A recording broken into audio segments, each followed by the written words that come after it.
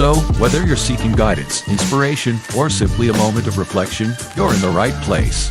Get ready to be challenged, inspired, and transformed.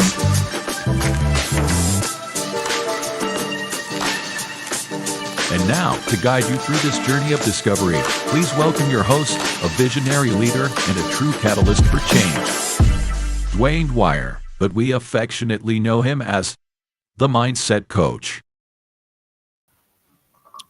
Good evening and welcome to this week's episode of the Hearts of Men podcast. We're your hosts. I go by the name of Dwayne Dwyer, also known as the Mindset Coach. Up top with me, I have Mr. Garfield Martin, also known as the Uncle Junior, better known as the Consistency Coach.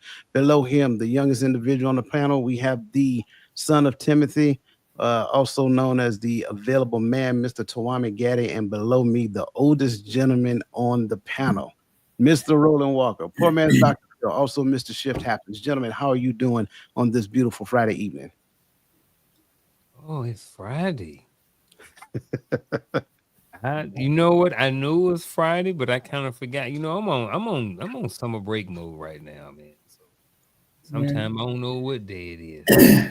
I thought you was gonna sing Johnny Kemp right there. Johnny Kemp. Johnny Kemp.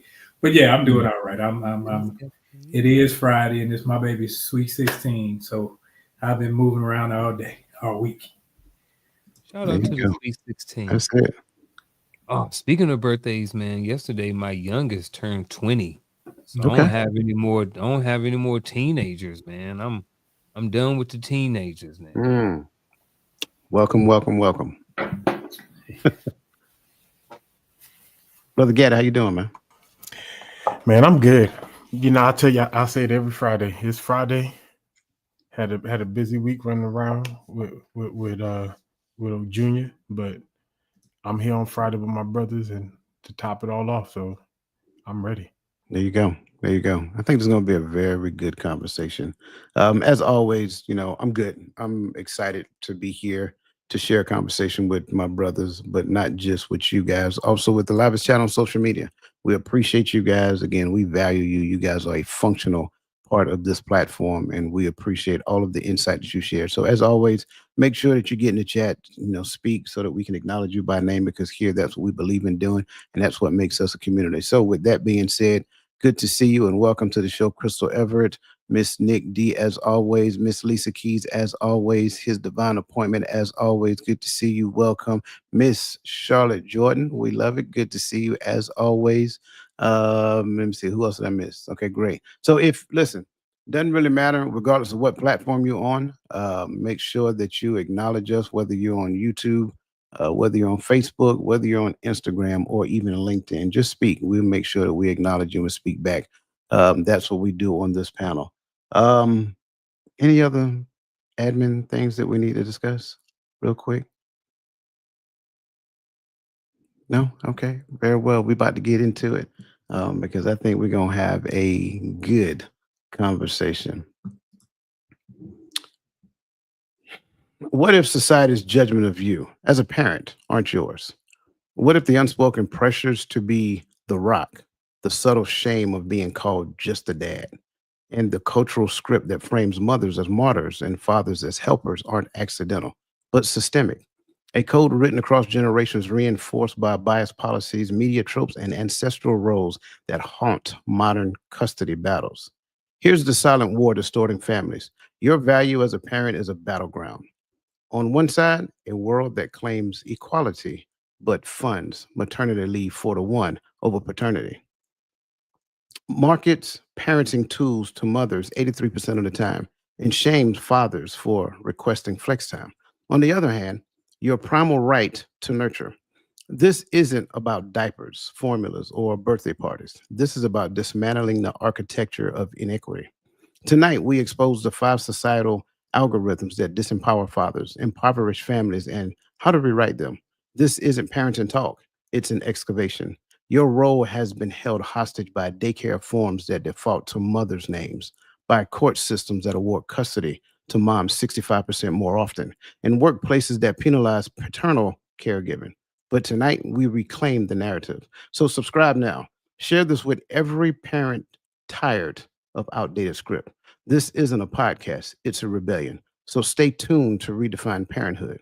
welcome to Father's Day. Now, I like starting our conversations off like we do, because at the end of the day, we always tend to unpack a theme that kind of sets the conditions for the conversation that we're going to have. But first and foremost, I want to make sure that I give a disclaimer because there's a level of responsibility that comes with awareness. Once you become aware of a thing, you are responsible for researching it for clarity. But here's the rub: your research for the discovery of the information you were made aware of, not to confirm your biases. That is a rejection within itself. Rejecting this responsibility is called choice ignorance. In other words, once you are aware, you are accountable.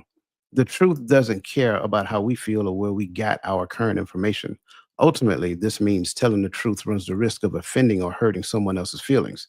This may be one of those conversations where awareness and offense happens at the same time. So if you want to, well, I'll say it like this. So if you want to be accountable for the information you will hear in this evening's conversation, you're in the right place. But if you don't want to be accountable, then you might want to leave now. For those of you who remain, I assume you are, like many of us, exhausted of the state of our community and are willing to be a part of the change. If so, good, because that's what these forefathers, get it? Forefathers. Yeah, bad dad joke. That's okay. That's what these forefathers are going to do today. So, gentlemen, I want to kind of start off because, again, on the Empowering Perspective community, we believe that we're the subject matter experts of our own opinions and our thoughts. And you guys are extremely experiential in the conversation that we're going to have today. So, as we get started, how do you define reality in your own words?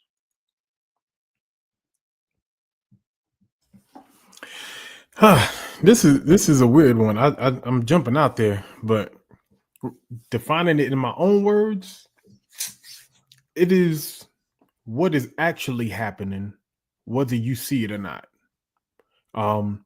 There are things that we believe are happening because of what we see in front of our face, but some things are happening behind closed doors, whether that's big picture, small picture, whether that's at home, parents planning something behind your back that you think nothing is happening. That reality is that it's still happening. So reality is not based upon your perception, but it's based upon what is actually taking place. That's the best way I could put it in my own words. I like that. And if I may add too, I would say the raw, unfiltered, unlensed truth, right? Like I like everything that you were saying right there. So it's like I said, some things that could be going on in the background that you may not see, but it's still the reality, even though you may not be able to see whatever said reality is. So I think it's that raw, uncut truth that you may or may not be able to see. But just because you can't see it does not mean that it's not reality. And just to jump in line with these brothers, I would say reality is what's actually happening, whether it be micro, macro, or however you want to term it, but what's actually happening, not just how you see it happening to you or to somebody else, but the actual events, the actual everything about it. Because sometimes you can take pieces and try to form a whole reality when that's not necessarily the reality, but it's just a little portion of it. So you made it the big picture when it's not. I think, and that's what most people do. They take a small portion and they say, well, this is happening. Like, yeah, that's true. But, what about add these other variables in there? I like all of that. And listen, for everybody who's listening, if you have not hit that like button, go ahead and hit that like button. And if you have not shared it to your other platforms, please share it because we're getting ready to get into it. Unc, you said something. You said something about just because you can't see it. What would prevent me in your mind? And this is just not just for Unc, but Unc, I want you to kind of start it off. What would prevent me from seeing something that you can see or that others people can see? Ego. Okay. Ego ego is one thing that prevents people from seeing certain things. You know, sometimes you may have someone who's in a leadership position and they don't understand that how they're coming across as a leader with their maybe, you know, I don't care about it, but sometimes tone of voice, sometimes demeanor, all of these different things that go into part of the communication when you're talking to your employees or subordinates and stuff like this. And someone would say, "Oh man, he's so mean, he's so nasty, he got a big ego, blah blah blah, all these different things." But I think sometimes when you're in those positions, not everybody, but sometimes even in the home, even as fathers and stuff like this, sometimes we let that ego to come around and we don't necessarily see things because our ego is blinding us or shielding us from seeing what is actually there. I'll jump in with trauma or biases can Trauma, yep. definitely cloud how people see it because you seeing it through your trauma, you seeing it through your experiences. That's not everybody's experience. That's not everybody's trauma. So when you try to put everybody inside that box, it kind of nullifies the idea of reality because it's your reality. And if it's not yours, it really doesn't exist. I was gonna say that term right there, my reality, your reality. Um, I believe the true definition of that term is just what I'm privy to seeing. That's when I say my reality. So my perceptions are based upon just the portion of reality that I can see. But when I believe that there's a my reality and your reality, it'll keep me from seeing the reality, even when it's in my face. Um, 'Cause I think some things are hidden from us based upon perception versus it being covert, right? We could say that this was the plan behind the scenes and we only know it because it came out in full circle. But if they did it right in front of your face and told you what it was and you don't see it, it's because you don't believe that it's a part of your reality. And we're going to dig into this some more. So I like this question because my answer to this question, the rest of my answer to this question, I believe is in the rest of this conversation. So I'm gonna hold my mute, right?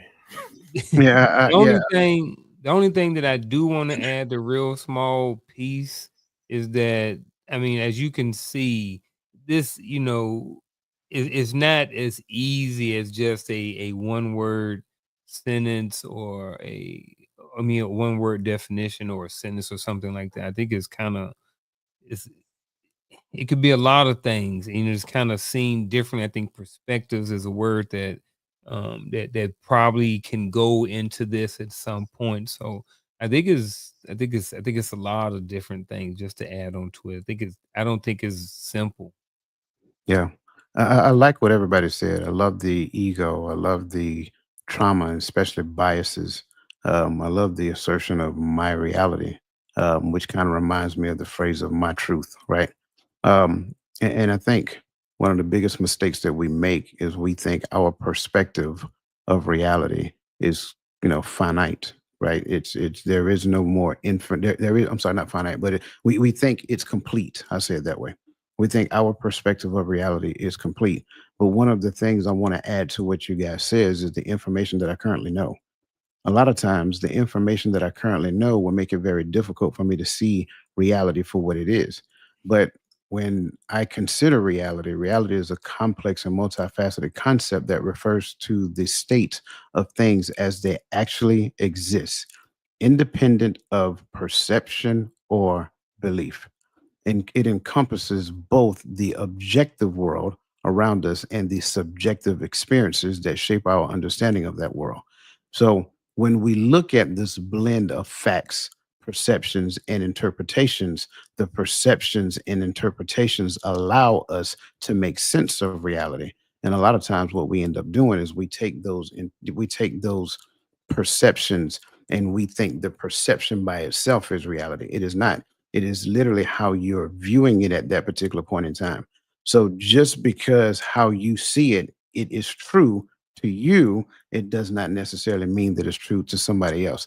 And I think that's the perfect place to start as we're starting to unpack this. And again, by all means, I want to start off by saying I know how we started this conversation off And I know this conversation is directly to men, but it is for women. And if you guys remind me, I will make that make sense later on as we progress in this conversation. Because the first place I want to go is deconstructing the idea of natural nurturers. Now, I think to go along with that, there's a stigma or a stagnant thought, a stagnant myth that mothers are instinctive caregivers and fathers are accidental babysitters. And I think when we mentally process that, that resonates. That kind of resonates with a lot of the things that you hear and see. And so the tension between growing numbers and entrenched biases reflects a systemic lag, if you will. Um, Economic realities evolve faster than cultural scripts about masculinity. As one dad summarized, we're told to man up and parent, but mocked when we do. What do you think about that?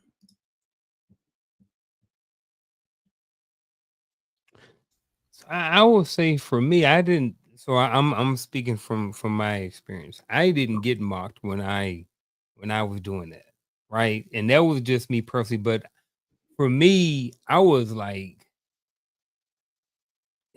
not that people bow down to me, but it was like it was all positive stuff, as a man stepping up, not stepping up, but my sons wanted to stay with me. One of them, due to some stuff that was going on at his mom's house, it wasn't working out. So when he was in 10th grade, he came to stay with me, and then the other one, wasn't supposed to stay with me, but he came during the summer and I asked him about what was he doing for school? And he talking about, I'm staying with you and I'm going to school over here. So I was just like, okay. So for me, I didn't get that. You know what I mean? So I'm very interested. I do have some thoughts about it, but before I speak about it, um, this is why I want to wait and go a little bit later on, because those wasn't my experiences, as being a father and taking care of, kind of being a single father. I was, but I wasn't. Their mom was still an active participant in their life and stuff like this. She only stayed 20 minutes away. So I'm interested to hear what y'all say before I start going off on things that wasn't necessarily my personal experience. Or your reality? My reality, absolutely. See, and I'm glad she put that, because I was about to say that may be considered your reality, but it's a finite reality in a broad spectrum, right? Um, because and I'll tell you, I had both, right? I agree. You know, when I was fighting to try to get full custody of my two oldest, primarily because the fight was going on to where it was like, no, you need to have less and less and less and less time. So, the people that were in my circle was in my circle and they had my back. They didn't ridicule me, but the people in her circle was like, how dare he want access? Those are your kids, not his, kind of concept. The conversation was always my kids, my kids. And I used to have to be like, hey, I remember them nights. You weren't alone. So stop saying my kids. Right? Like, and that in itself became the argument, because that's what was being pushed to her. You're a strong Black woman, those are your kids. And it's like, I'm just the accessory that you carry on your arm. You just say, look, they got a father. And or when it gets hard, that ability to say, oh yeah, he's not involved, I'm doing it all by myself. And so that's the battles that are being fought. Like, we have it's a hard place to really get into, because it's like, who's the teachers? Because right now, a lot of people I know are layered of generations of single mothers teaching single mothers how to be single mothers, teaching single mothers and future single mothers. And I hate to say it that way. And so it was like, when do one person say, although I'm a single mother, I'm not going to teach my daughter to be this? But I digress. I grew up in a strong matriarchy system. where my great grandmother raised. It's I was the only boy in the house, so she established roles. You do all the outside chores, and y'all do the dishes. Y'all do the housework, and she instilled that in me. But then as I grew, I saw when I started to have children, like, oh, this don't necessarily work, because I'm trying to take what she taught me and play it out in my house, where it was like, oh, look, I might need to do some of these things. And then I found myself where I was doing more of the quote unquote women's work. I'm cooking, I'm cleaning, I'm washing clothes, I'm watching kids. So I would have the fellas, not these fellas right here, but those that I was growing up around, they looked at me, and then, when you do stuff like that, ignorance questions your manhood. So the instinctive nature in me said, take care of what needs to be taken care of. And, and it's not just, oh, well, it's your job to do this and your job to do that. I think that's one of those behaviors that were taught out of struggle and out of whatever it had to be. But I don't think that's what should be pushed on to people simply because it's a certain sex reality. Yeah, I get it. I think, and I will start off by saying, even if, and this isn't a shot at you, Garfield, even if it's not your reality, we can't deny the information that it still exists. And I think from that perspective, understanding that it still exists, because you see it on social media all the time, and I seen one a day where, I guess the parents have separated, and the woman has a boyfriend that she's living with, and the father was bringing the son back, and so they were in the yard, just exchanging words, and she was like, those are my kids, and you're not going to see my kids anymore. And then the boyfriend tried to step in between, and, things like, it was just a hot mess. And I think, even though it may have been a skit, I'm not sure. I'm almost certain it was, because somebody was videotaping or whatever. But we can't deny that something like that is probably happening someplace. You may not have experienced it. I may not have experienced it to that degree. But by that same token, I think everyone can say they heard some mother say they're my kids, as though she has sole ownership over those kids. And I think that becomes problematic, being convinced that women are natural nurturers. And I'm not denying the fact that there are nurturing abilities there, but I also know that fathers have natural nurturing ability as well. It just does not look the exact same thing. And it's not supposed to look the same, because they're supposed to accentuate one another. So when we create these narratives that sounds like the complete and entirety of a thing, it is a false reality. And that false reality now becomes a person's mindset going into, and I'll talk about the child. When the child hear it, it becomes their reality going into adulthood, and then that becomes well, it can. I'm not going to say it will. It can become their mindset moving forward. But like Roland said, I like that, to where, at some point you recognize, like, this ain't right, this ain't right, this ain't right. And then you start to make the change. And at some point in time, I'm telling you, and I was talking about this earlier today, at some point in my life, I started not feeling right. I'm like, something about this isn't right. Something about the entirety of all of this stuff that I heard growing up, I seen with my own eyes, and at some point became a victim to, like, it just wasn't right for me. And then I just started doing more digging, more researching, more education. I tell you, when it first changed for me, I was in Iraq, and I was looking up some information on the internet. And that's when I discovered, no joke, that a young girl's first encounter, and it's almost like something that you should know, but you just never thought about it. A young girl's first encounter of somebody of the opposite sex is through her father.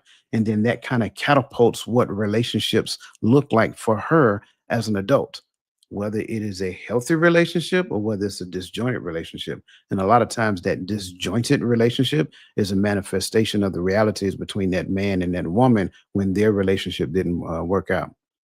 Unc, you had anything you want to add to? Because I know you said you were going to come back. Yeah, I get all of that. I understand all of that. I see all of those different things like that on social media. So definitely, to your point to that, I do think that if we're going back to this myth part right here,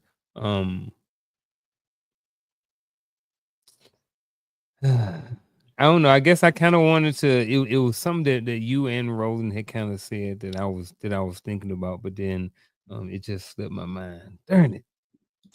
Can I say why he gathered that? Yeah, Because go ahead. especially when you mentioned that skit, I didn't see now all because it's a camera don't always mean it's a skit because these jokes are recording everything nowadays. And they got perfect timing. It's like they catch right in the good part of the argument. I don't know how they do it, but but just in case this gets shared to the right people, because we're talking about father's instinct of caregiving. If me and you having a spat about our kids, don't empower your boyfriend to get in the middle of that argument because you're gonna empower your boyfriend to lay down. I'm trying to find the best way I can say it because I know that I'm not right when it comes to stuff like this. I know once my sense of somebody put it in there, when emotions get high and everyone's loose, I know once that goes, I know I'm retarded. But I know there's people worse than me. Right. So with that said, stop empowering these boyfriends because you don't understand the instinct that is in a father. We talk about mothers who gain this natural strength to save their kids and all that stuff. What do you think a father's natural instinct is when his fatherhood is under attack? Especially you put another man there to pretend like he's going to keep you from fathering your children. You're creating a very dangerous scenario, and I think no one talks about that enough. Like, I see it happen a lot. I've seen it happen with my family, women in my own family and my own friend circles growing up. I've seen it, and it's a dangerous scenario. Please stop creating those scenarios because all it's going to do is cause for more black on black crime or black men to do something to another black man. This Father's Day is coming up. This is also Men's Mental Health Month as well. This is a month of June, and I know it may get overlooked. Matter of fact, where's the Men's Mental Health Pride at this year? I mean, Men's Mental Health Parade this year. Anybody know where it is? No, we don't got one. We don't get no parade. Do we ever get one? Yes, not. So, darn it, where was I at? I done lost my train of thought again. I should have stayed on task. That's twice tonight. Well, I'll tell you what. Why you do that? Shout out to Home Depot for never forgetting about Father's Day. Because I'm telling you, that's the only Father's Day commercial I ever see. But as we're starting to continue to unpack this, I kind of want to put out a few statistics. Oh, right? Okay. I did get it. All right. So, to what Gaddy said, men's mental health. I get all of this stuff, and I understand what you're saying. But to that point, I also want to let men especially know this. The jail is full of men, and the graveyard is full of men who are sticking up for something that they felt and that they thought in the moment was the right thing to do. I would encourage any man. You can always walk away. You can always come back and revisit that boyfriend, that baby mama. You can always revisit that stuff later on down the road. It is not worth losing your life over. It's not worth going to jail over. What I think you have to do is you have to get a little bit more creative when it comes to your fathering skills. You know what I mean? No one can stop you from sending a card. No one can stop you from writing letters, whether or not they get them or not. When that child grows up, and I think all men want to know, especially if their father wasn't there. I think at some point, all men want to go and reconnect. And when they go back and reconnect, and you say, "Hey, look, it was a lot of drama and stuff going on, bro, and I couldn't go to jail because if I was in jail, I wasn't even going to be in your life even a little bit. So I chose to take a higher ground, step back, send you cards and letters, and I'll say also, by the way, here's an account I started for you when you were 7 years old. All this went over here, all this is yours." So I do think that I understand exactly what Gaddy's saying. I understand the emotional piece and stuff like this. I get all of that stuff. I also understand that because of all of those things and popping off and crashing out and being in that moment and losing ourselves has also caused us, a lot of us, to be away from our children for a long time as well. Yes, absolutely. Let me spit out some data real quick. Since 1970, stay-at-home dads have increased by 800%. While the 2.1 million stay-at-home dads in 2021, which is up from 1.1 million in 1989, represents a 91% raise, the 800% figure likely extends further back than what was previously discussed. All of this is probably driven by economic necessity as well as educational shifts. For example, raising children expenses or rising children expenses often exceed $1,500 a month per child, which make dual income households less financially viable. There is a 76% societal skepticism when it comes down to dads as well. Despite increased visibility, cultural biases persist. Public perception is only 8% of Americans believe children are better off with a stay at home dad versus 51% for moms. Then you also have these daily microaggressions to where 63% of at home dads are asked, when will you get a real job? Or praised for basic tasks like grocery shopping. Then you have systemic oversight. Pediatricians default to mothers for medical updates 87% of the times, and only 12 countries offer equal parenting leave. Um, then the hidden reality that exists, which ultimately equates to identity crisis. Many describe explaining their value in social settings to avoid perceptions of laziness, with 41% hiding their role on professional networks like LinkedIn. The unintended consequences, well, the stigma discourages willing fathers. 58% of working dads want to stay home but fear judgment, while 22% of current at home dads plan to return to work permanently to regain societal statuses or social statuses. So, statistics, although can be in some degree skewed to paint a particular picture, I think there is also some relevancy behind those statistics as well. So to counter this concept of the mothers are instinctive caregivers and fathers are accidental babysitters, I think we need to transition to parental neuroplasticity, where brains rewire through caregiving, not chromosomes. Fathers' oxytocin spikes match mothers during active parenting. So, what does all of this really mean? Mothers, if you want your child's father to do better, consider doing better with him. That takes us to point number two, the fractal biases. Now, um, anybody, are you guys familiar with fractals? Okay, so it's like a it's like a geometric shape, a simple geometric shape that is repeated consistently in different arraignments to where it creates a larger picture, like a snowflake.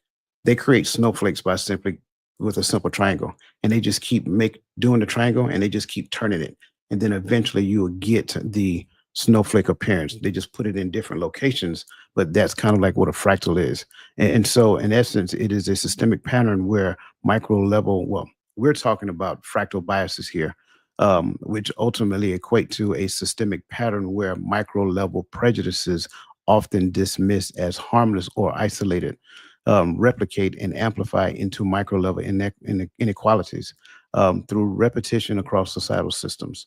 And so I think that's a great place to be at and I'm just keep that going down there. I think that's a great place to be at when it comes down to this one, because now we get into a different myth. Maternal gatekeeping protects kids. Paternal involvement is optional. And I don't think there's any person under the sound of my voice that can deny and again, it's not a blanket statement for everybody, but I think even if you were not participating in something of this magnitude, you know of somebody who has. And so that being said, gentlemen, what are your thoughts here? When it came for me, I think I recognize this not in my household now, but in my household overall. because my oldest 3 daughters were with my first wife, and then my oldest 2 came to live with me.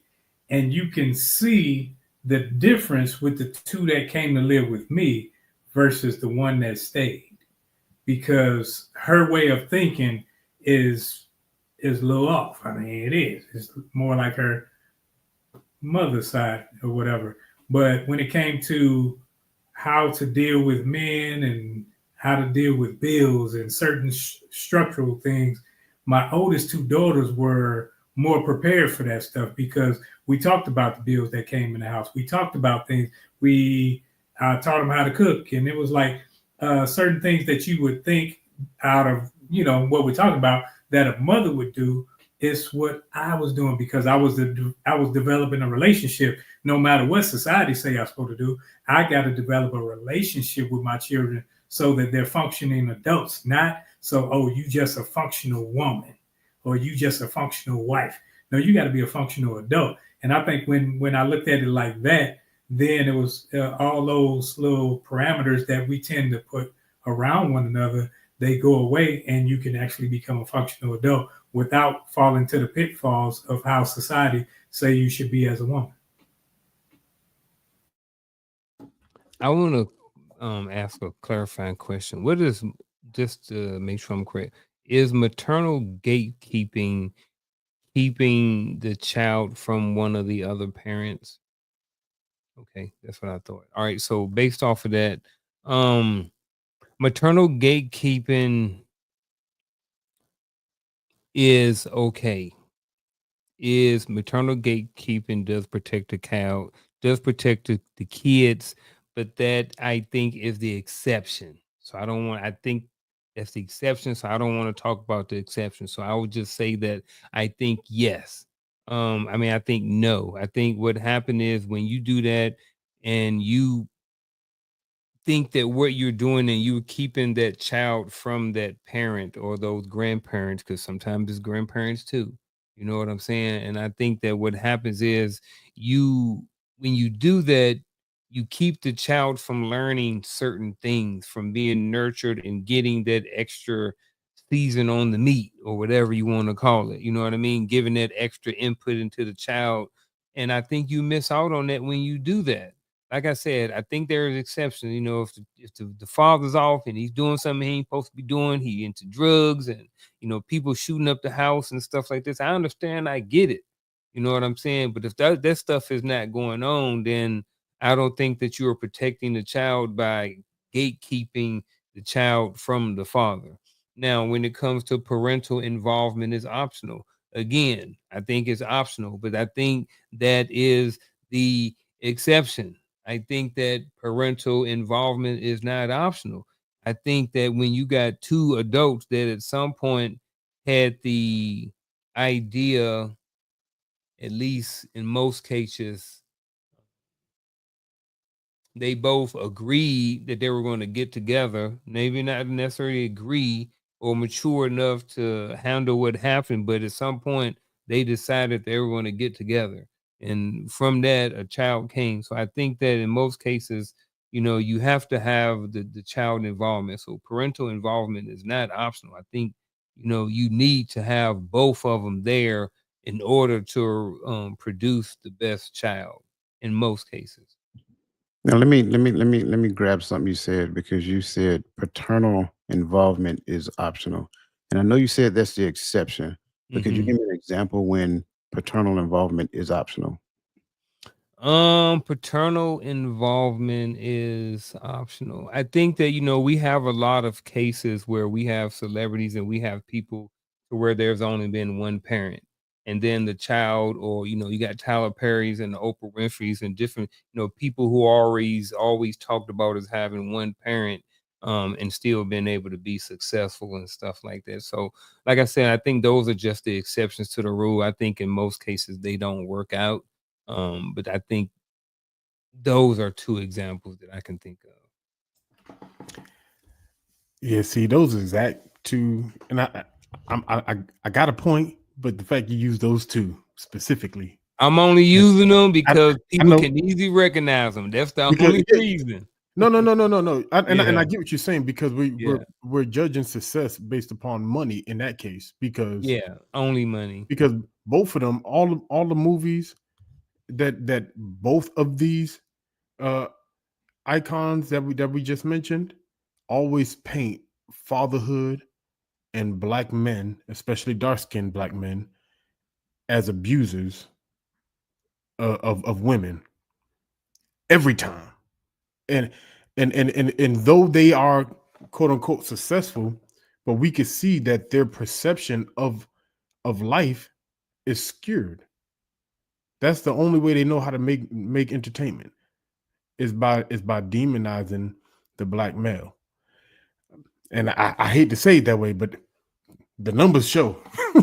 I think you're right, but I also think that there is an audience for it, and that's a part of also the reason why, because they're about making money. They're in the business, so somebody's watching it. I like how Coach did that, because you two are talking about exactly what he just said before with the fractal bias. Yeah. That's where that comes from, because they have trauma, they have this, and what they do is they emulate it in their life and in their movies and everything. So now the depiction of parenthood to them looks like that. Or since this was traumatic for me when I was coming up, now I'm going to show this in a different light over here because of my fractal bias. Because like he was saying with I think he made some snowflake or something like that, because now you take little pieces and now you put together as a whole, and now it may look like a lot of money, but it's a lot of damage that has been done. But here's the crazy thing that Unc just said too. He said that there's an audience for it, but we're talking about a generation. He's selling to a generation of single mothers who came from a generation of single mothers. Like the generation he started selling to were raised by mothers who baby fathers or husbands were in prison, mass incarceration, or strung out due to the drug epidemic. Like, this is the generation that raised them. And so why are we looking at a generation of absent fatherhood and saying it destroyed us, it jacked us up, so let's continue it? And that's what I see when I see this statement. It's like we've taken a trauma that has hurt our community in large, and now our women wear it as a badge of honor, to the point to where now young women don't feel like strong black women if they're not doing it by themselves. I hear it all the time. Oh, I need my kids to know that I'm a boss bee. What that mean? I mean, that means I didn't need no man to do. And then what? The next generation, we're gonna keep repeating this, and then you're gonna get on social media and say, men ain't men no more. Men ain't. You literally told your whole generation of men to stop being men so you can be men. And they teach their sons to be what? Exactly. Either soft, effeminate, or go in the other direction, looking for me. Right. Or abusers. And I think the big problem here, and I'm not making it about Tyler Perry, and I'm not making it about Oprah, right? But I think the big problem here is that there is a large audience that he has. That's the problem. I don't care if he's a billionaire. Like, that doesn't move me. That doesn't excite me, right? I'm not a fan of his. But the fact that there is a large audience who is looking for that helps us to have a better understanding of the systemic mindset that we have in our community. But yet we're screaming and hollering about why our community is disjointed, because we are a part of perpetuating the cycle of the disjointedness of the community. So until we recognize that, until we get to the point of recognizing that, okay, look, we are carrying on the division in the community and passing it on as a thing of legacy, there lies the problem. And then I got it. These people were probably handpicked, whatever, got it. And they were the ones. And let's just be honest. If we don't believe that the media industry is strategically working their magic behind the scenes, you're crazy. We're crazy. But if you just believe that, oh, this person pulled themselves up by the bootstrap and they came out the mud, and no, it don't work that way. Trust me. You had to have a story. You had to have a plan. Once that plan fit their narrative, now you got a platform. And that's ultimately how it worked. And I'm not saying that they didn't work hard. That's not what I'm saying, right? But I know a lot of people, back where I grew up at, they worked hard too. And guess what they got for it? A lot of the stuff that we're talking about. So I think we got to be completely honest with ourselves, strip ourselves of all biases. And I know that's hard to do. Strip ourselves of all the biases and look at the information as it is objectively.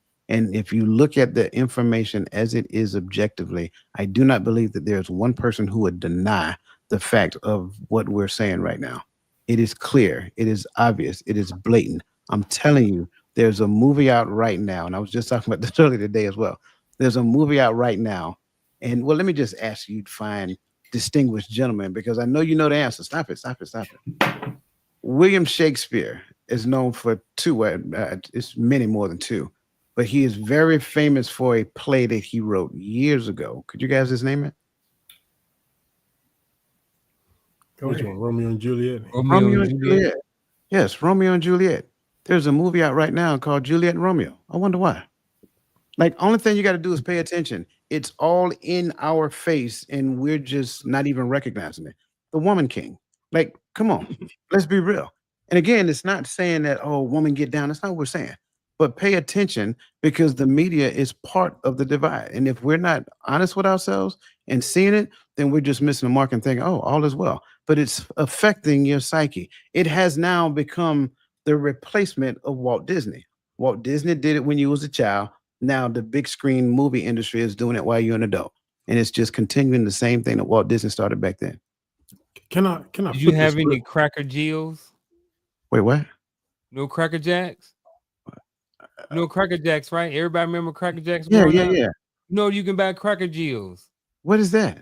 Same thing. It just instead of say Cracker Jack, it say Cracker Jill on it. Oh, okay.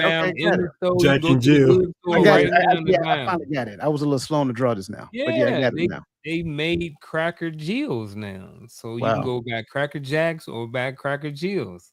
If you don't like the Jacks. Here's the thing. I ain't got a problem with right in front of the face. Yeah, I ain't got a problem with Cracker Jill if that's what you came up with originally. But why are we purposely trying to? There's a difference between I came up with this Cracker Jill, and then we have to replace the male names with the female names, and then scream that we in a bad patriarchal system. This system ain't been patriarchal in a long time. But what you just said, Coach, flip me back to 2018. I remember I was on a contract in JBLM, and Aretha funeral was taking place, and Pastor Jasper Williams was preaching. And all the women came up to me. You a preacher? What you think about this foolishness he said? And when I tell you they didn't talk to me the rest of the contract, because what he said, and I don't go quoting Jasper Williams for the record. I just want to put that out there. but he a cool hooper if you like that. But what he said was biblical. He was talking about the state of fatherhood in America, and he preached and he made a statement that really set him off. He says that children being raised without fathers are spiritually stillborn. Messed everybody up. He said, because what you've done, once you've taken the order of God out of the picture, you've taken God out of the picture. And because we teach this matriarchal system so strongly, we believe that the women can replace the headship of the father in the picture, in the spiritual picture as well. When in fact, we just really destroyed the entire order of the Most High. For God so loved his order that now I'm gonna leave that out the way because back to that word thing I was doing Friday Sunday. but when we look at that scripture, that's what he's saying. And when we go back to the beginning, Paul even tells us in the New Testament, he says that he created man for God, woman for man, right? Now, of course, it ain't saying, I know we like to argue, oh, ain't no man over me. We're talking about the way that the father has set it up. And then once we go on this attack to remove fatherhood, we remove the covering that's supposed to connect us to the father. But now we've put the father down here and the mother up here, and now she's covered. Is she covering the man? Because if so, then he defiled his head, which is the father. So we got a lot going on, and then we wonder why it destroyed an entire community, because we've taken the order of the Most High and Himself and laugh in His face. I'm gonna leave that alone. But you're not wrong. I'm a transition, same space though. I'm a transition just a little bit because I think it's important for us to talk about the job market. So countries with equal parental leave, such as Sweden and Iceland, see paternal involvement rise 250%. The increase comes from structured equal parenting leave systems. This does not include the United States, by the way. And here's how here's how it is broken down, because I think this is just, I mean, it's mind numbing, really. So the Nordic policy mechanics states that 480-day split. So fathers must use 90 days, which is referred to as daddy months, which is 30% of the total leave, or they forfeit their paternity leave altogether in its entirety. But then you have a 6+6 month quota, right? And the 6+6 month quota mandates an equal split via use it or lose it, designed with a 80% salary coverage. And I think this is an important concept to consider, because ultimately the results are daily paternal caregiving time tripled in these countries since this reform. And the children of involved dads show a 23% higher school engagement and 18% lower behavioral issues. U.S. contrast, 0 federal paid paternity leave. States offering paid programs, though, such as California and New York. So it's like only an 8% uptake by fathers versus an 87% by mothers. So workplace stigma causes 51% of U.S. fathers to take less than 1 week leave because of paternity. So I think we have to encounter or consider the transformational truth here. And the transformational truth is fractal equity, micro biases, assuming dads can't pack lunches, scale into macro harms, custody disparities. So the big takeaway of all of this is mandatory quotas in Nordic system drive behavioral change, but the collaborative parenting approach is absent in voluntary U.S. frameworks, which now takes us to point number 3, energy apartheid. And you guys, I know you guys are familiar with apartheid. So I get it. And we got to give our women some love. I just want to put it out there. Motherhood is exhausting, right? I get that part. And, you know, the stigma here is that fatherhood is like a side hustle. So working moms do 65% more childcare, and working dads face 40% higher flexibility stigma. And so when you consider it, you have to consider it from the perspective of like the couple being together and the couple not being together. So gender roles and systemic gaps, lack of affordable childcare and equal pay, force mothers to bear the burden of childcare labor. Data shows that working mothers now invest time equivalent to that of 1970 stay-at-home moms, despite being employed. Divorced parents, though, mothers often retain primary custody 82% of the times, which intensifies their child care responsibility. Post-divorce, they experience time poverty as they balance jobs, child care costs, and societal judgment for perceived inadequacy in their role. Fathers, especially non-custodial dads, may disengage due to visiting schedules, but those that share custody face heightened logistical challenges. Working dads face 40% higher flexibility stigma. Men who request caregiving accommodations, leaving early for school pickup. often face perceptions of being uncommitted. Only 21% of managers view paternal flexibility needs as legitimate compared to 68% for maternal moms. Um, Divorced parent nuances for dads face a double stigma. Dads are judged for failing as breadwinners and scrutinized for their parenting competence. Only 19% receive workplace support like emergency child care case access, compared to 43% of single moms. Non-custodial dads often denied flexibility. Why do you need time off if you don't have full custody? Which reinforces cycles of disengagement. Again, childcare costs. 55% of working parents can't afford childcare without subsidies, disproportionately impacting mothers and divorced parents. Only 12% of U.S. employers offer backup childcare, forcing parents, especially moms, to make career sacrifices or engage in unsustainable masking. System inertia entrenches inequity. Mothers face penalties for caregiving duties. Fathers are punished for challenging norms, and divorced parents are excluded from support systems designed for nuclear parents. Gentlemen, what saith ye? I'm going to back up a little bit and start back when I was in the military. When I was in the military, I had all three of my sons while being in the military. So, and I was only there for the second one due to a whole bunch of other stuff. But I was there for Quasi, and Quasi is now 23 years old. And I remember, and then the first one. So Brandon, I had Brandon out of wedlock. I had him in 1995, right? So I was a young private, but I didn't have that paternity leave, females and stuff, but we didn't have any in the company then. But when I came back in and had females, they had kids and they were gone for, I don't know, 3, 4, 5, seemed like forever they was gone. They come back in, you like, hey, who are you? You forgot this person was in the company because they was gone for so long.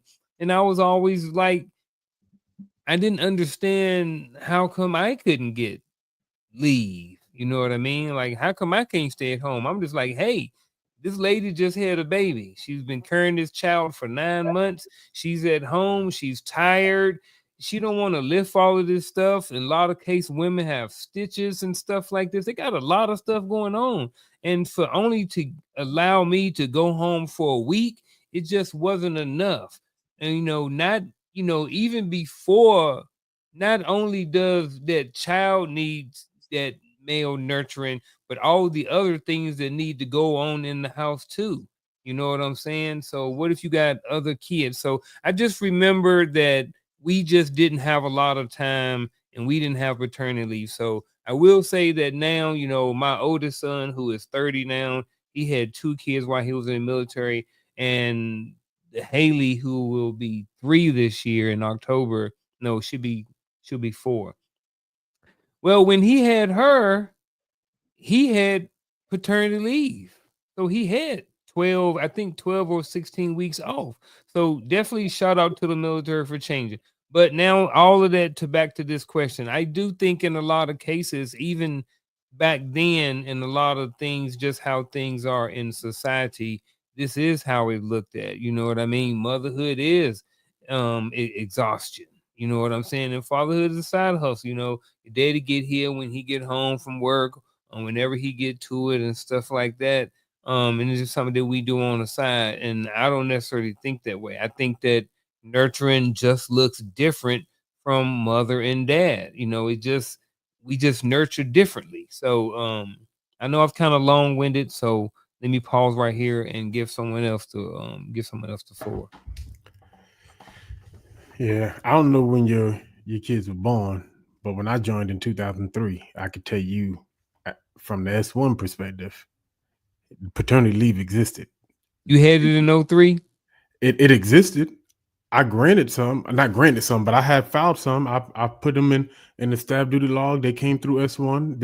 It existed. Commands just didn't care. And that's where I was going to go concerning this. So you going to the military, I was going there. They get commands had a certain amount of discretion. Oh, we got field problem. We got this. We got that. I was in Iraq when my oldest was born. I went home a little early.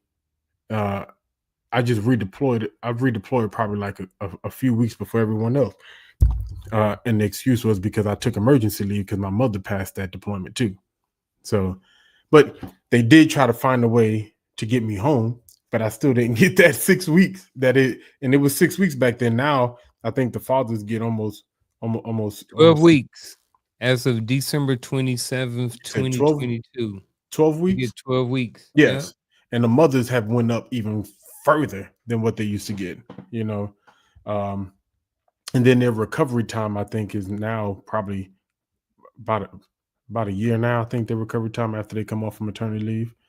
But it might be different. I'm not looking at it, but that just the policy alone shows for fathers, commanders get discretion, though the regulation affords it, right?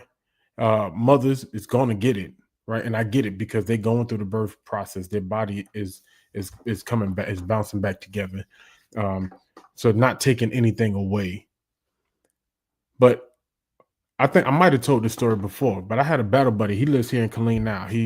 We used to call him Jersey. He was from Jersey. It was me, him, my other homeboy. He was from Philly, and I was from New York, and we just all used to kick it, doing both deployments. And Jersey, on the first deployment, I remember his wife was pregnant. She was a high risk. Her feet swelled up. She couldn't even get out the bed because her feet had swollen up so bad. Doctors noting everything, saying that she cannot get up. Now, remind you, they had just had a baby. They went back to back. So they still got an infant in the house that she can't care for. And they're pretty much telling him that she's going to figure it out because she's a mother. You're a father, you get to work. And that was pretty much the mindset of the unit. You know, the artillery guys are just hardcore like that. I'm just, you're not gonna message you, but that was his scenario. They expected him to go to NTC and deploy and just abandon that situation and leave his wife there, incapable to care for herself. He was bathing her, he was helping her, and a lot of stuff. I'm so glad I didn't put his real name out there because I know that's a lot. But to the point to where he was like, forget it, I'm going AWOL until my wife is good. They pretty much told him you wasn't gonna get it. He went AWOL, and he came back after the baby was born, just in time to get on that bird. And they sure enough did. He had a court martial. They gave him 30 days. He got out early so he can get on the bird and deploy. So you can deploy me when I'm supposed to be sentenced, but you can't let me take care of my family. I think this stagnant myth, motherhood is exhaustion and fatherhood is a side hustle. It's a reality to a certain group, a certain sect. So because we allow this narrative to continue to be pushed, and some of us push it. Well, that's the mama's job, or that's the daddy's job, or he ain't gonna do that. What we were talking about earlier. And you choose someone who you knew he ain't kicking with his other kids that he got with that other woman, but you expect him to be there for yours. Oh, he gonna change because you think you're gonna change him. And society pushes the narrative that it's a mother's job to nurture. It's a mother's job to do whatever it is that the kids, to go to school functions, to be there, to do lunches, as if we are inadequate. And some of us say, hey, I don't want the role. So I want the role of that dude that just sit on the outside when she having a baby and come in and say, hey, you had it? Okay, I'm gonna smoke a cigar. Not looking at the responsibility of parenthood. See, I think we look at motherhood, fatherhood is parenthood, but we allow society to separate it to where I'm gonna give you a job and you got a job over here, and we don't cross-pollinate thinking like, hey, I may have to nurture at some point. I may have to cook. I may have to clean, but I look at it as a demeaning role per society because that's women's work. No, that's parenthood. So I think that when we stop allowing society to come into our homes and separate us there, then it won't separate us in society. It won't separate us on platforms. It won't separate us wherever we go. But since we do, that's why you see, you'll get on any social media outlet and you'll see us bickering back and forth about what we should and shouldn't be doing with one another. Yeah, I agree. It just kind of reminds me of my phrase I use at work all the time. There is no such thing as officer business or NCO business, it's leader business. And I think the same thing should be processed when it comes down to parenting. Because we believe that mother's labor when it comes down to a child is expected and father is charity. But I think the notion is that we need to, like, I get the whole titles thing, but don't allow the title to disrupt the potential of harmony happening within a household. Because sometimes, and again, I got what jobs are saying, I got what jobs are doing, and I got the fact that, paternity leave is not readily accessible in some cases as easily as maternity leave. But at the end of the day, if I got to take leave, just take leave. I don't think you should allow that to be the deciding factor. All right, next is vulnerability bind. And moms cry, dads solve, right? And so I think when we look at this particular one, um, fathers who openly discuss caregiving challenges receive man up dismissals 3 times more often than encouraged due to cultural scripts. Patriarchal norms framing emotional openness as weakness. Real men handle it alone. Custody biases. Courts granting mothers primary custody 82% of the times subconsciously cast fathers as secondary parents undeserving of sympathy. Divorce father nuances. Non-custodial dads, those within visitation rights, face accusations of faking concern from ex-partners when discussing parenting stress. Online posts reveal phrases like, how hard can it be? You only see them every other weekend. Or custodial dads, sole guardianships, face toxic positivity. You're a hero. Or you hear statements like, oh, masking systemic neglect, lack of divorced dad support groups compared to single mom networks. Then we have systemic triggers. Legal systems, child welfare agencies fail to involve fathers in 68% of cases, even when active, breeding isolation and silencing struggles. And then, as we previously talked about, workplace policies, divorced dads requesting schedule flexibility for custody arrangements face 25% higher job loss risks than never married fathers. Impact on the children. Fathers' internalized man up pressures show 40% reduced communication with kids post divorce, 2.5 times higher likelihood to default to Disney dad overcompensation, gifts over guidance. Gentlemen, what saith ye?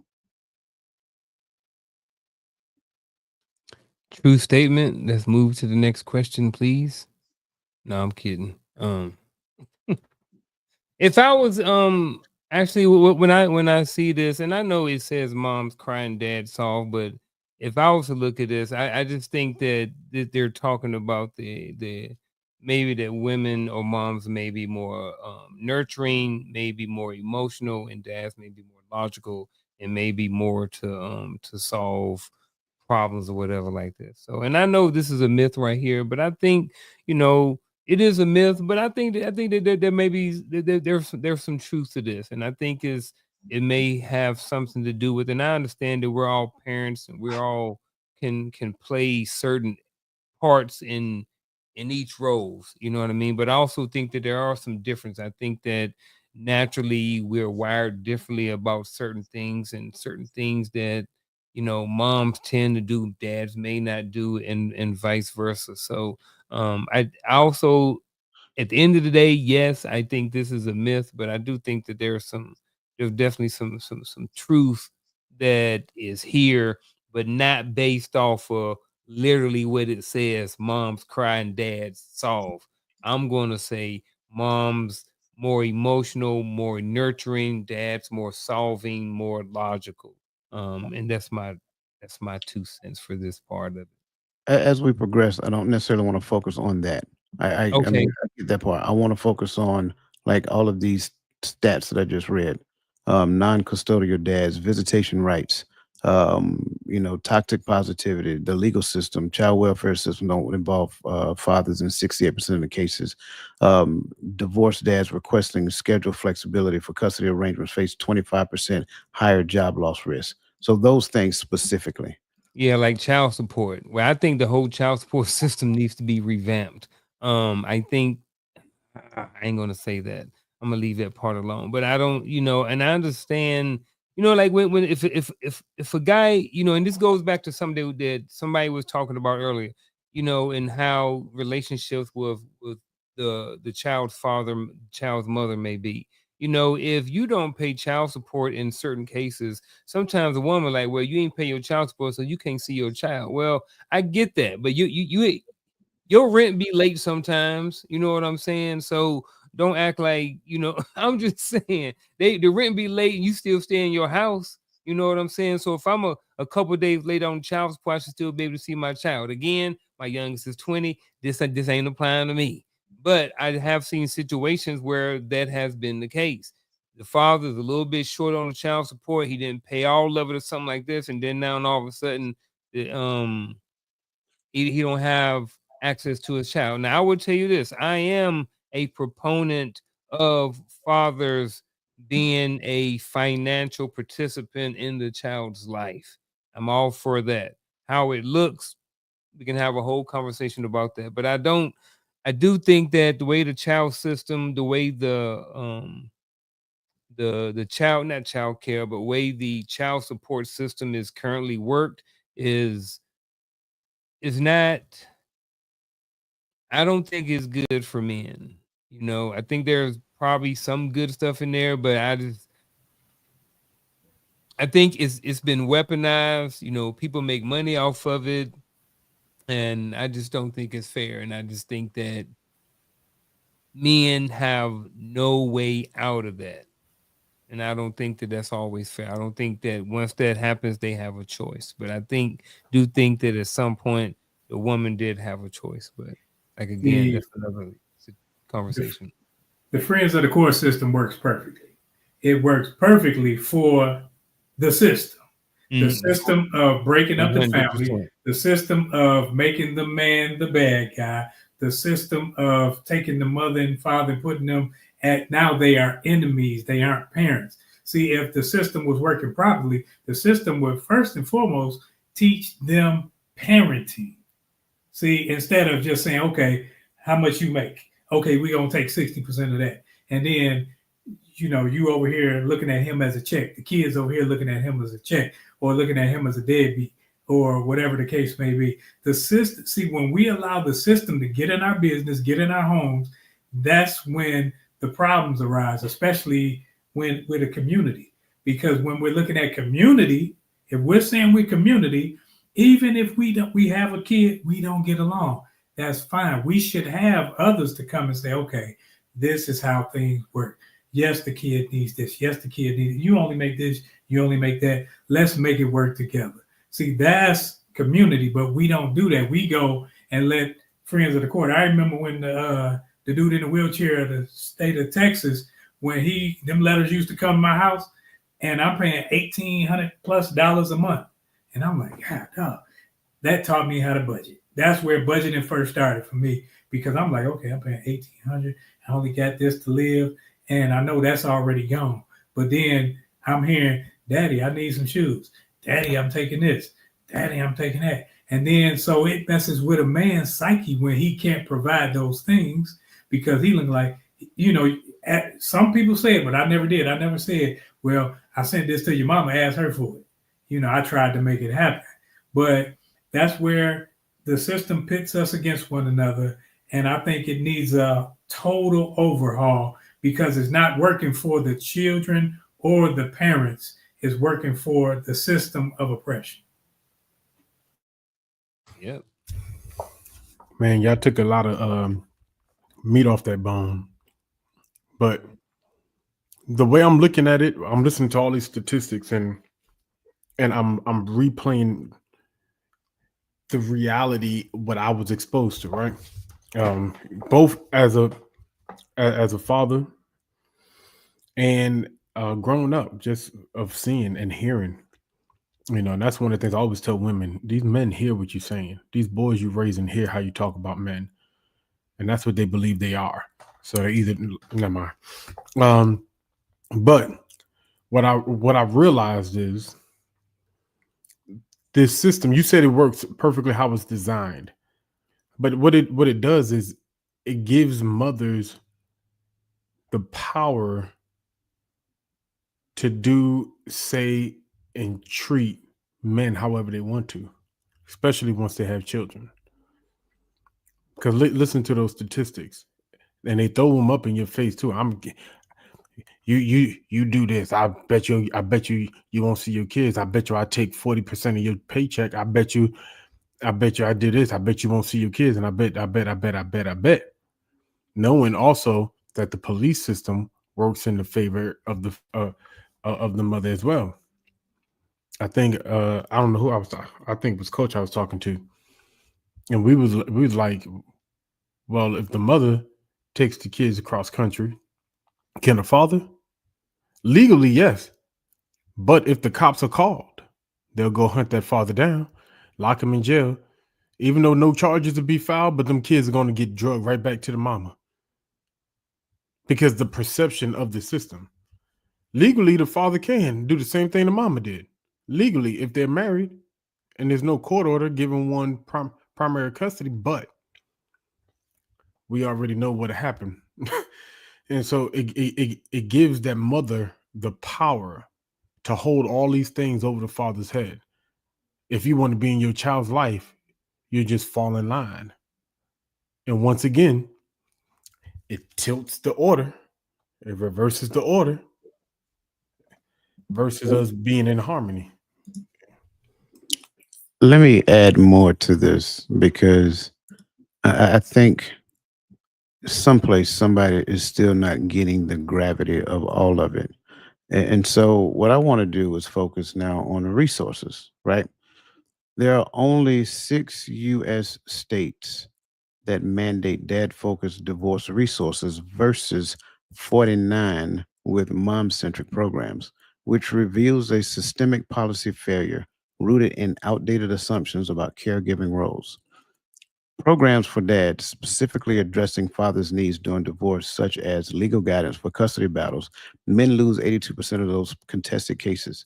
Parenting workshops on post-divorce father-child bonding and mental health support for paternal isolation. Divorced dads have 3 times higher suicide risks. For mothers, as previously stated, there are 49 states, right?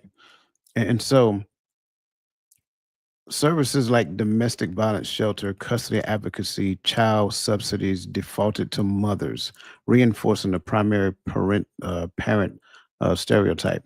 But when I changed the narrative to the divorced parent consequences, father's lack of tailored resources leads to custody losses of 78% of non-custodial dads cite not knowing how to navigate family court. Financial penalties. Courts impute higher potential income to fathers, triggering unrealistic child support orders. Mothers are overburdened as de facto sole caregivers due to paternal disempowerment, worsening paternal burnout.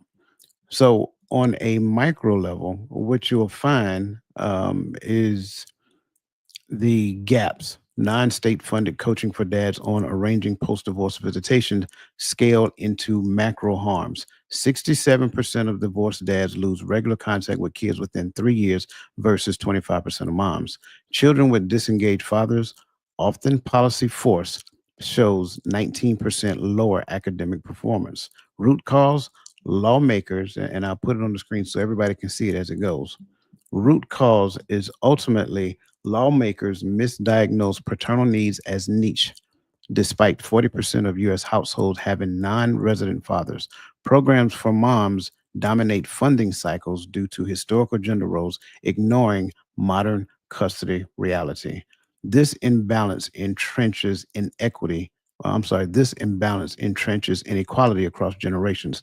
Until policies reflect that fathers also need divorce scaffolding, equal parenting remains a myth.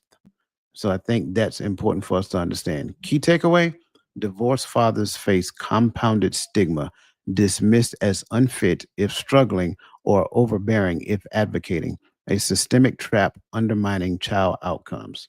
So I think the key for us is to, like I think somebody said in the chat, we need to find a way to work together. Get them people out of our system, like Roland said, because at the end of the day, those kids belong to us. They should not be telling us how we should go into it. Any other thoughts before we go into this last point, gentlemen? I will say I definitely agree with that.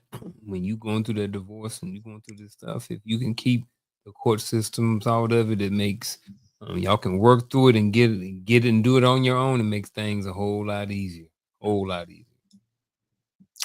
Absolutely. Absolutely. All right, gentlemen, last point, and I think what I want to do is kind of wrap this up. We're going to go through this last point real quick. I'm not going to give any statistics for this because of the time, but I also want to leave you gentlemen with the opportunity to have final thoughts as well. And so the last point here, we gotta rewrite the outcome of legacy. Like I said it before, the things that we're passing down is not working. If we're not understanding that yet, look at how many of the young adults who are actually seeking to marry. Look at how many of them are choosing to stay single because they do not want to be a part of the statistics that we talked about tonight. So the stagnant myth here is fatherhood is a role, motherhood is an identity. I just want to put that out there. When you hear that concept, fatherhood is a role, motherhood is an identity. What thoughts come to you, gentlemen, mind?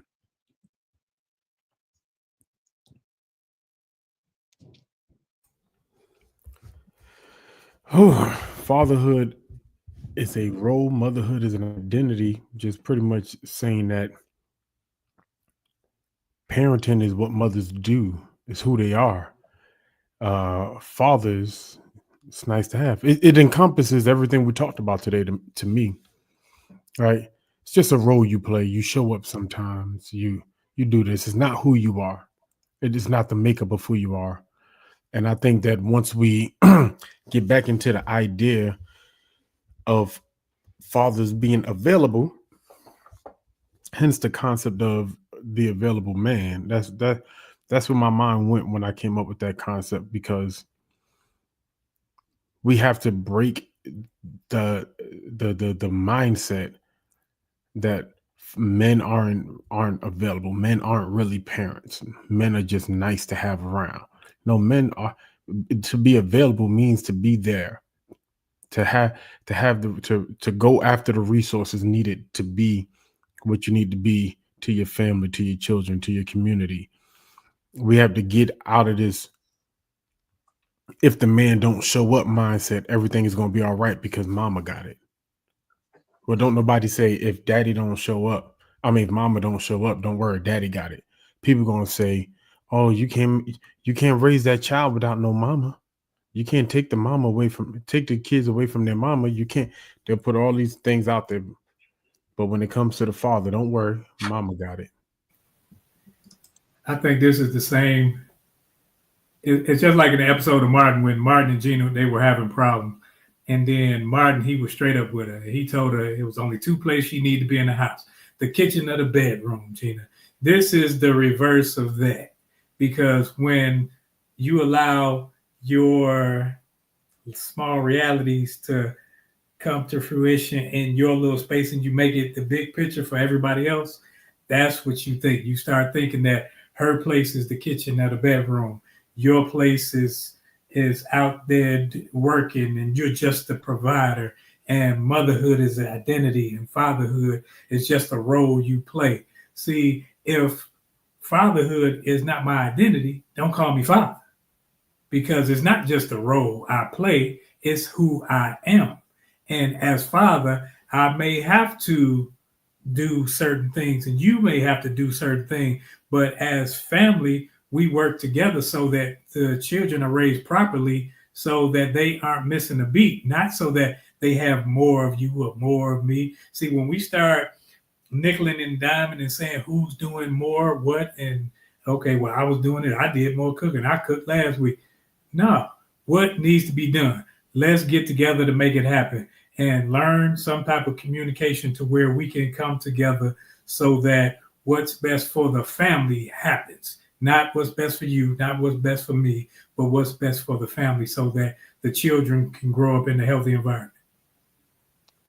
So I like this. But I like it as, so when I see this is how my mind works. When I see fatherhood as a role, I see this absolutely. It's just one of the roles that I do as a man, as a father.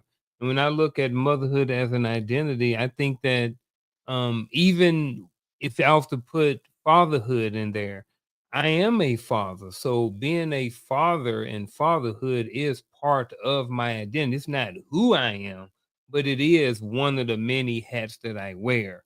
That's how I look at this. Fatherhood is a role, yes, but in order to be in that role, I'm thinking that I at least have to be identified, not that it has to be my identity, but I at least have to be identified as a father to be in that fatherhood role, whether it's by me, whether it's by the child, the baby mama, whoever. I don't know who gets to dictate, to me who that father is, that I'm the father. But that's kind of how I look at it. The fatherhood is a role, but it's just it's just one of the roles that I do as a father.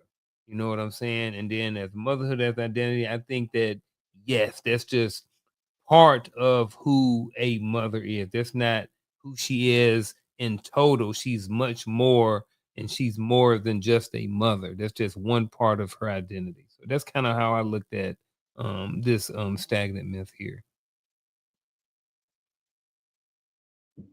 Gad, did you go already, bro? Okay. Yeah, I struggle with this one. I'm be honest with you.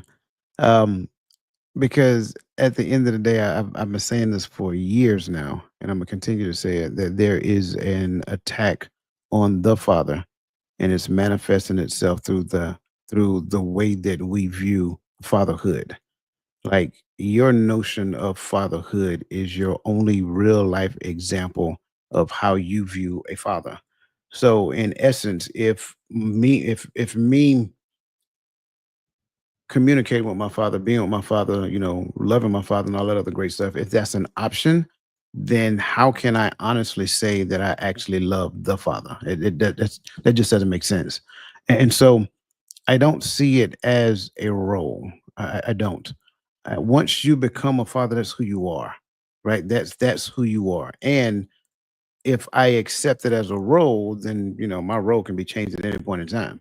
But if that's who I am, no one gets to adjust that for me except for the one who blessed me with the opportunity to be a father. And I'm not talking about the one who birthed the child. I'm talking about the father himself.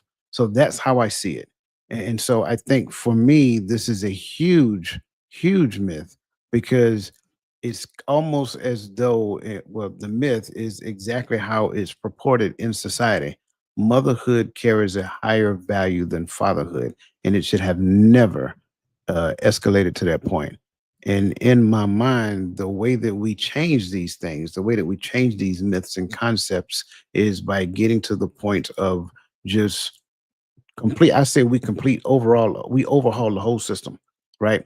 We have to redefine fatherhood as something that shapes the futures of both son and daughter. Because when the father is an option, what you don't necessarily know is that that child suffers for years until they get to the point of putting the pieces together or reconnecting with the father on their own. When at the end of the day, you could have saved that child years of suffering by swallowing your pride, going back to what Garfield said in the beginning, putting your ego aside, and then trying to make amends for the sake of the child. You made some grown-up decisions that led to conceiving that child. Now make some grown-up decisions when it comes down to taking care of that child. So greatly appreciate your thoughts. Greatly appreciate what everybody's putting in the chats, man. And trust me, we seen it, but it was just so much that I wanted to get through because I wanted to make sure that we got these 5 points. Crystal Everett, we greatly appreciate your support and thank you so much for what you're doing in the community as well. But as always, this takes us to that bittersweet moment where we get to the point of giving our final thoughts.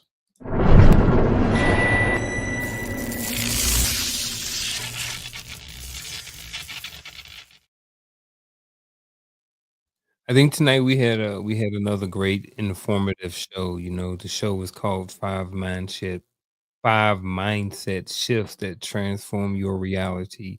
One thing I would suggest is going back and rewatching it. I think that's something that I probably need to do to help, you know, have a little bit more understanding. Sometimes when you get new information, it's a good idea to go back and go back and rewatch certain things and go back and relook at it again.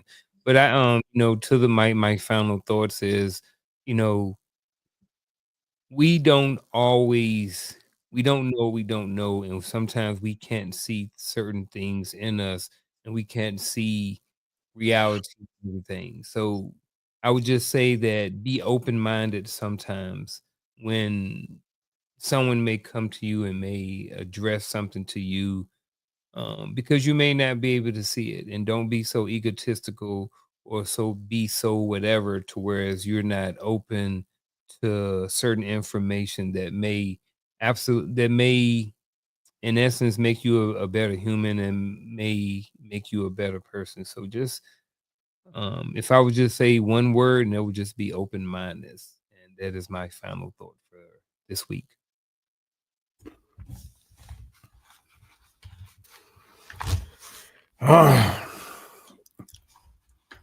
I don't have a soliloquy for my final thoughts. Just simple. I'm a father. I matter. It's important that I'm not only visible but present. Mothers, you are important, but they need we, not you versus me. Like, we got to kill that. We got to come together. And I'm gonna stick with what my brother said. Get the system out of our business, and let's make our business the Father's business, and let's get this thing together. That's my final thoughts. Man, these brothers went quick tonight. Make sure that when you have people in your life, they're more concerned with family, because we've all been associated with groups, with organizations, to where you will hear that question at a certain part of service, and they ask, "Will a man rob God?" And sometimes those organizations may be more concerned with your finance over your family. So when it comes to the growth of the family, the structure of the family being part of community, and it being a strong force, it takes those individuals that made the child has to be in that child's life. Now, if something happens where it can't, that's understandable, because we all know males and females who just didn't hit the mark. Yeah, but that's not an excuse to downplay or put that person down. It's an opportunity for you to teach. It's an opportunity for you to learn. It's an opportunity to say, okay, this cannot be the norm. Don't make the negativity the norm. Make what's done to enhance the family structure, to bring about if y'all didn't work out, you and the missus or you and the husband didn't work out, it's not your opportunity to bash that person. It's your opportunity to grow a relationship and say, hey, we didn't work out like this as adults, but we gonna adult and parent these children to where they are proper functioning adults and can be proper functioning parents to their children, because we got to do better. That's it in a nutshell. I greatly appreciate this conversation. I appreciate everybody's input. I said in the beginning that this conversation it was two men, but it was for women. And here's why I said that. I really do believe that the foundation of our community is the family. And if in any uncertain terms, if we can't figure out how the family is supposed to function together, the community will continue to suffer. So it requires us to change the assumptions that we have that are rooted in the decisions that we're making. There is an assumption, there is an idea, there is a thought, information that someone told me, something someone taught me when I was younger whether it was through their behavior or through the words that they shared with me, whether they talked bad about my dad or whether they talked bad about my mom, whatever that looks like. That's the thing that is foundational in the way that you behave today. So my challenge to everybody else is to, number one, if you find yourself in the space of anything that we talked about today, it doesn't matter what it looks like. It's still time to fix it. I don't care if that child is 45 years old. If that child is 45 years old and you're still listening to us and you know without a shadow of a doubt, and this is not me saying that you had to be a perfect parent, because there is no such thing except for one. There's only one perfect parent. But if at any point in time that you were part of the division that took place between that child and their father, you owe that child an honest conversation, an apology, right? That way that child has a different understanding. I think that's essential. I think that's important for us to do. So that's where these 5 mindset shifts came from to transform our reality. And the reality that we need to transform is the reality that we are currently experiencing in this world as it pertains to community. If you want to know how do we build our community back up, we got to first start with building up parents, and make sure that you understand parents is plural, not just one. It's not just moms, it's dads as well. Listen, it is a system that is working behind the scenes to keep us apart. And somebody put in the chat, and I agree with them wholeheartedly. That system is tearing us apart, fiber by fiber, and we're allowing it to happen. So we have to do better. We have to be open. We have to be honest. We have to communicate, not just with each other, but also with our kids, so that we cannot allow them to repeat the same mistakes that we made. So that being said, greatly appreciate everybody. Listen, I will again thank you guys for the gifts. Crystal, His Divine Appointment, Nick D, Lisa Keys. Again, greatly appreciate your support for this channel. And again, you show up. You guys continue to show up. Gentlemen, do you have any other thoughts that you want to share before we get out here?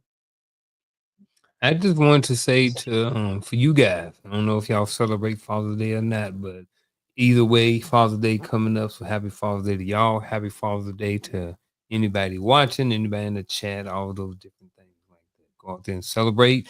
And if you have to go out there and cook your own meal, then that's ain't got nothing to do with that. I can't help you. Happy Father's Day. Stop making dads cook their own Father's Day meal on the grill. Trying to disguise. I saw about 3 TikToks on it today. Hey, if they don't cook their own meals, they'll pay for their own meals at the restaurant of the woman's choice. Look, man, look, on behalf of all these gentlemen here, again, like Garfield said, happy Father's Day to all the men out there. Shout out to Home Depot, because y'all never forget. We appreciate y'all. Listen, you guys have an awesome rest of your evening. Let the best version of yourself be a blessing to somebody else, and we will see you guys next week.